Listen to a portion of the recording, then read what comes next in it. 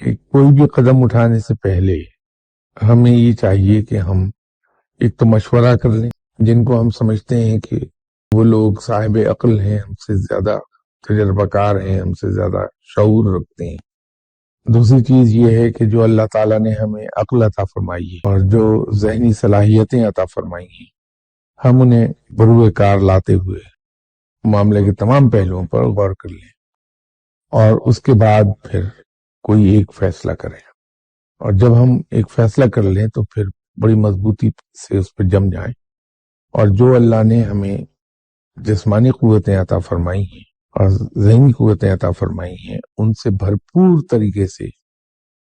काम लें और अपनी पूरी कोशिश कर लें उस मामले को निपटाने की। जब हमने कोशिश कर ली तो नतीजा अल्लाह पर छोड़ दिया जाए।